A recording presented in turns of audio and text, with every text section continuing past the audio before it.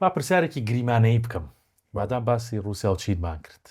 ئەگەر رووسیا و چین و ئەمریکا ینی شەڕ لە نێوانیان دروست بێت بەڵام ئەتۆمی تێدا نەبێت، ئەتۆمی تێدا بەکارنێردێت لەم وەزعی ئێستاە کێ باڵاتەستە بێ؟ وەی پرسیارەکە گرنگ ئەوەیە شەڕەکە لە چۆ ڕووەدات.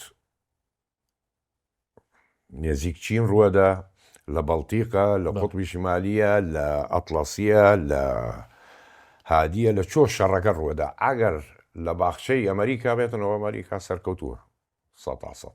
ئەگەر ڕسمی ئەو سێ سەرۆکەمان بۆ بێن نەسەرم شاشەیە شین و ترامپ و پۆتین باسەکە لەسەر ئەم سیانەیە.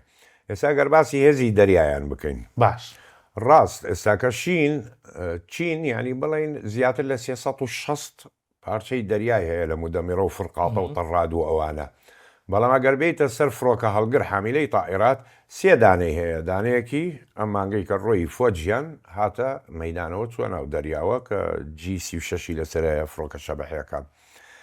بەڵام بێتە سەر پۆتین رووسیا یەک دانەی هەیە ئەویش دەرچوو لە خزمەت ئەدمیرال کۆزنتۆف هەر زۆر کۆنیشە حامیلەی تائیرەکانی نیەتی سەر رووسیا بە هیچ جۆرێ.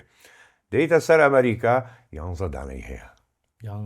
باڵێ 11 دانەی هەیە. USS Enterprise، جێرالد فۆرد، هاری ترومان، ئەبراهام لینکۆڵن 11 دانەی هەیە لە دەریا ئەسوڕێتەوە. ئەنجا لە چۆشە لە ئەتڵەسی، لە چین، لە هەتا لە خەلیجی عەرەبی، خەلیجی فارس ئێستاکە لە گۆگڵ پێ وترێتن ئەلێنانەش هەیە. لە ناو دەریای سوور هاری ترومان لێوێنانەیە.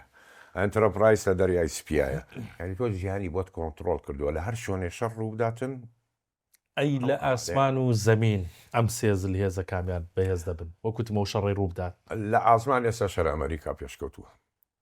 هەر ئەمریکا ئەمریکایە بە تکنۆلۆژیای ئەمریکا بە F-22 ڕاپتەر یان F-35 لایتنگ ئەم بەم موشەکانەی کە هەڵێگرێ IM 120ەکانی باش بەس ڕەنگە یعنی پرسیارەکەم لەوە سەرچاوی گرتەوەکە دروست بوو بێ بۆ نمونە زلهێزی رووسیا یان چین بە تایبەت لەم دوایانەدا ئەو نمایشانەی کە کردی ئەو دوانش کەم نەبن.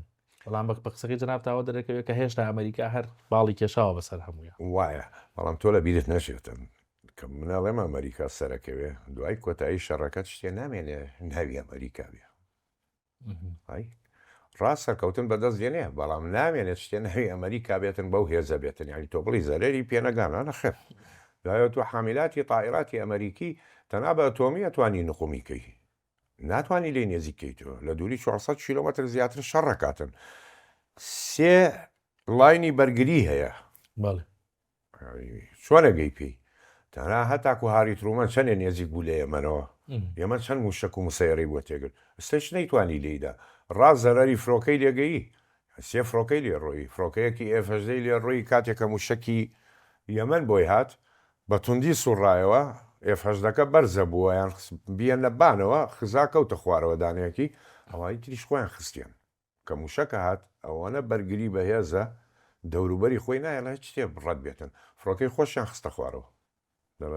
زۆر باش.